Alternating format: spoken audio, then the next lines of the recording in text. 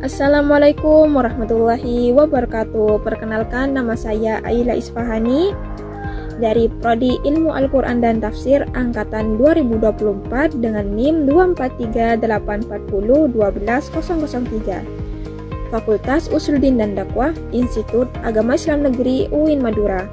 Tahun ajaran 2024-2025. Di sini kita akan membahas mengenai materi yang sangat menarik, yaitu menelusuri seluk-beluk Al-Quran yang akan dijelaskan pada slide selanjutnya. Baik, pada pembahasan kali ini, pada slide ini kita akan membahas mengenai pengertian nuzul Quran atau disebut juga sebagai asbabun nuzul. Nah, apa itu asbabun nuzul? Yaitu turunnya Al-Quran. Nah, pada perbedaan kali ini ada dua perbedaan, ada secara terminologi, ada secara etimologi. Kalau secara etimologi, kata nuzul ini berasal dari kata nazala yang artinya turun. Dengan demikian, nuzul Quran secara etimologi turunnya Al-Quran, yaitu turunnya suatu bacaan. Sedangkan kalau perbedaan secara terminologisnya, nuzul Quran ini diartikan sebagai turunnya wahyu dari Allah Subhanahu wa taala kepada Nabi Muhammad SAW melalui perantara malaikat Jibril yang diawali dengan surah Al-Alaq ayat 1 sampai 5 secara berurutan. Nah, dengan turunnya wahyu ini menjadi peresmian bahwa Nabi Muhammad SAW ini sebagai nabi dan rasul terakhir. Baik, pada slide kali ini kita akan membahas mengenai sejarah proses turunnya Al-Quran.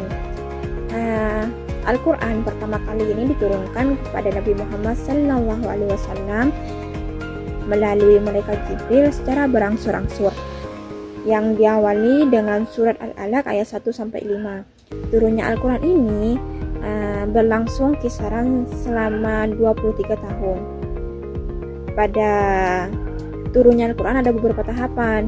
Yang pertama, pada tahap ini Al-Quran kan diturunkan oleh Allah Subhanahu wa taala ke Lauhil Mahfuz, yang telah dijelaskan dalam firman Allah pada surah Al-Buruj ayat 21 sampai 22 yang berbunyi bal huwa Qur'anun Majid fi Lauhil Mahfuz, yang artinya bahkan yang dituliskan oleh mereka itu ialah Al-Quran yang mulia yang tersimpan di dalam tempat yang terjaga, yaitu Lauhil Mahfuz.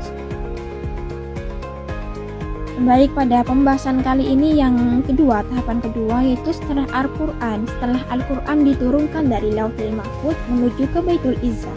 Pada tahap ini telah dijelaskan dalam firman Allah Subhanahu wa taala pada surah Al-Qadr ayat 1 yang berbunyi inna anzalnahu fi lailatul qadr, yang artinya sesungguhnya kami telah menurunkan Al-Quran pada malam kemuliaan.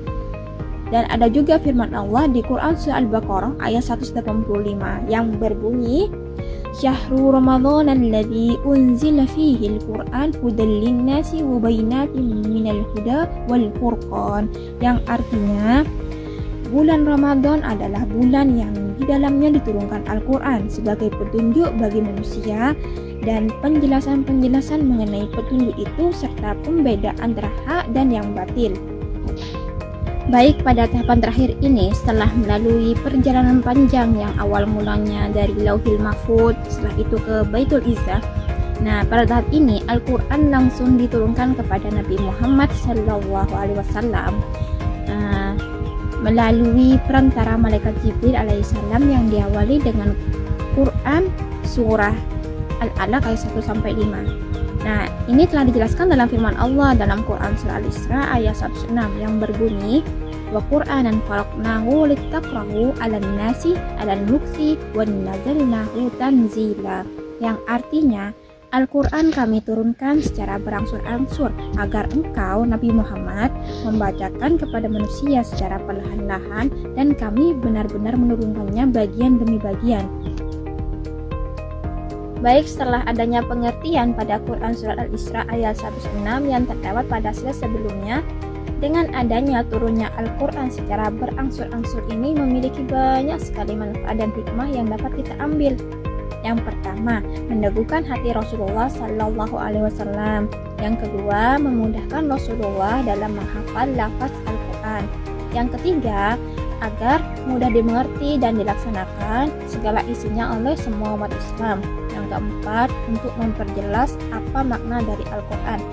Dan yang terakhir, untuk meneguhkan dan menghibur hati umat Islam yang hidup semasa dengan Nabi.